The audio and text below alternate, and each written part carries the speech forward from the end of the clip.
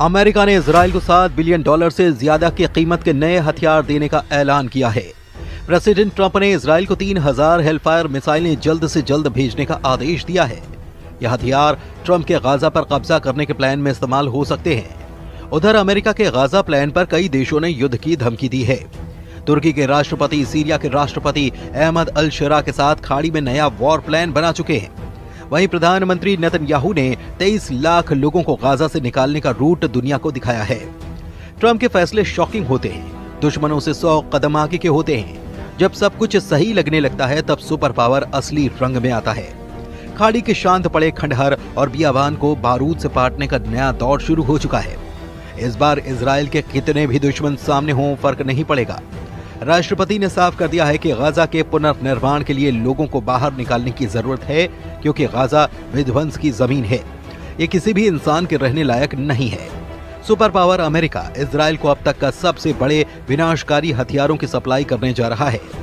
Netanyahu को Trump की तरफ से $7.4 बिलियन कीमती विनाशकारी गोला बारूद की खेप मिलनी फाइनल हो चुकी है। इजराइल को अमेरिका $6.75 बिलियन की गोला बारूद से अजेय बनाने जा रहा है, जिसमें 166 छोटे बम, हजारों गाइडेड किट, 3000 हेलफायर मिसाइलें भी शामिल हैं।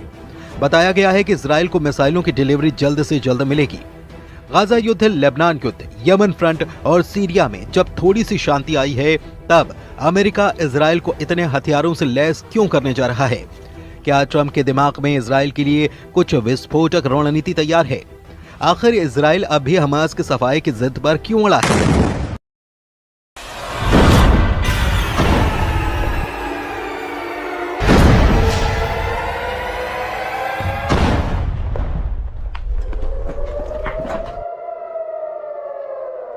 नेतन्याहू का मिशन नकबा क्या है? हमास का ये तमाशा फिर से युद्ध भड़काने लगा है। इजराइल के बंधकों की रिहाई को ग्रैंड शो की तरह पेश कर रहे हमास लड़ाकों को इजराइल से जड़ समेत उखाड़ फेंकने का मिशन ऑन कर चुका है। इजराइल की सेना हमास और सभी फिलिस्तीनियों को गाजा से मार भगाने का रोड मैप बना चुकी है। हमास के खात्मे तक इजराइल युद्ध खत्म नहीं करने वाला। जिन्हें शक है वो पीएम नेतन्याहू की नई धमकी को सुन सकते हैं। प्रेसिडेंट ट्रंप और नेतन्याहू ने क्लीन गाजा प्लान पर मुहर लगा दी है। इंतजार इस बात का हो रहा है कि कौन कौन सा देश ट्रंप के ऑपरेशन गाजा पर विरोध में युद्ध शुरू कर सकता है। फिलहाल जिन देशों ने ट्रंप और नेतन्याहू को वार्निंग दी है, उनके नाम भी जान लीजिए।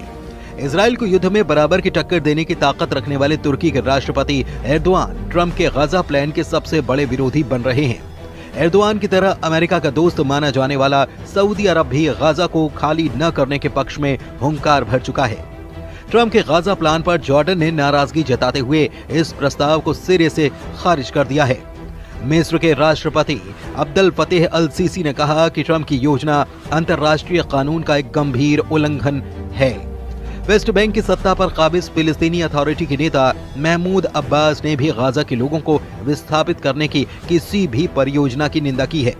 अमेरिका से सभी मामलों में अलग स्टैंड लेने वाला ईरान भी ट्रंप के गाजा प्लान के खिलाफ मोर्चा खोल चुका है। सऊदी अरब के विदेश मंत्रालय ने साफ किया है कि फिलिस्तीन के मुद्दे पर किंगडम अडिग है। ये स्टैंड किसी बातचीत से नहीं बदलेगा। सऊदी किंगडम फिलिस्तीन की वैधता के उल्लंघन का जोरदार विरोध करता है। इजराइल की फिलिस्तीन पर कब्जे की प्लानिंग और जमीन हड़पने की कोशिश नाकाम कर दी जाएगी। जिधर सऊदी अरब है, उधर अरब लीग के 22 देश रहते हैं। जिधर ईरान है, उधर शिया बाहुल्य ज्यादातर मुस्लिम देश रहते हैं। खाड़ी मुल्कों ने नए ताकतवर लीडर के तौर पर उभरे कमांडर जुलानी उर्फ अहमद अल शरा तो साफ साफ अपनी मौजूदगी दर्ज करा रहे हैं। तुर्की के राष्ट्रपति से अहमद अल शरा की बातें और मुलाकातों का सिलसिला आगे बढ़ता ही चला जा रहा है। मतलब ये है कि गाजा युद्ध की जिस चिंगारी को ट्रंप ने भड़काया है, वो अगर बारूदी बवंडर में तब्दील हुई तो इजराइल के खिलाफ कम से कम 52 देशों की सेना युद्ध में सामने हो जाएगी। ऐसे में सवाल है कि क्या भारी विरोध के बाद ट्रंप बैकफुट पर जा सकते हैं? क्या नेतन्याहू गाजा पर रुख पलट सकते हैं? फिलहाल तो इसके कोई आसार नहीं नजर आते। इजराइल ने ट्रंप की घोषणा के बाद गाजा के सफाई का ड्राफ्ट भी बना लिया है। इजराइल डिफेंस फोर्स ने गाजा खाली कराने का पूरा रूट नेतन्याहू को दिखा दिया है। इजराइल के एक अधिकारी के मुताबिक डोनाल्ड ट्रंप के प्रस्ताव के बाद एक एक्शन प्लान भी तैयार करने का आदेश दिया गया है। और इसके तहत गाजा में रहने वाले लोगों को बाहर निकालने और किसी दूसरी जगह पर भेजने के लिए एक प्लान बनाया जा रहा है। इस दौरान गाजा का पुनर्निर्माण किया जाएगा। हालांकि इजरायली अधिकारी ने फिलहाल ये साफ नहीं किया कि अगर गाजा से लोगों को बाहर निकाला जाता है तो फिर उन्हें कहां भेजा जाएगा, लेकिन जो बातें पता चली हैं उससे कुछ रूट की जानकारी के संकेत मिल रहे हैं।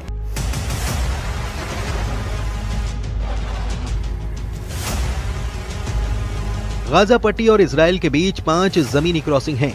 शुरुआती योजना के मुताबिक इन 5 पॉइंट से गाजा पट्टी के लोगों को बाहर निकाला जाएगा। इसके बाद लोगों को बस से करीब 250 किलोमीटर दूर रेमन एयरपोर्ट या फिर अशदोद बंदरगाह तक ले जाया जाएगा। यहां पहुंचने के बाद फिलिस्तीनी नागरिकों को आगे किसी देश में भेजा जाएगा, लेकिन वो देश कौन सा होगा फिलहाल इसका खुलासा नहीं किया गया है।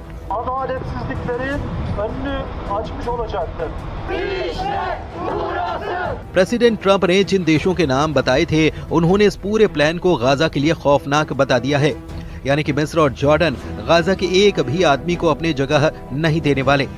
अरब मीडिया में जॉर्डन के विदेश मंत्री की धमकी की जानकारी दी गई है, जिसमें उन्होंने कहा कि अगर जॉर्डन में फिलिस्तीनियों को जबरन विस्थापित करने की कोशिश की गई तो जॉर्डन पूरी ताकत से सामना करेगा। ये जॉर्डन के लिए युद्ध की घोषणा है और हम इसका जवाब देंगे।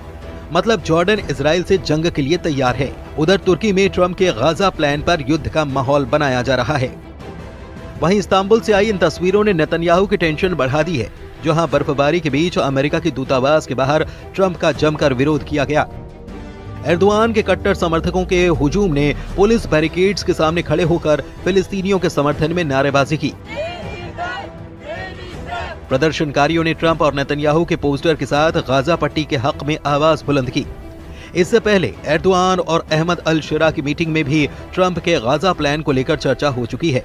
अल शरा से मीटिंग के बाद एर्दोआन ने अपनी खुशी का इजहार हर मसले पर एक दूसरे के साथ होने के ऐलान के साथ किया। यानी अगर ट्रंप और नेतन्याहू ने फुल प्रूफ तैयारी कर रखी है तो तुर्की और गाजा के हक में आवाज उठा रहे देश भी युद्ध से पीछे नहीं हटने वाले। ऐसे में गाजा का क्या होगा?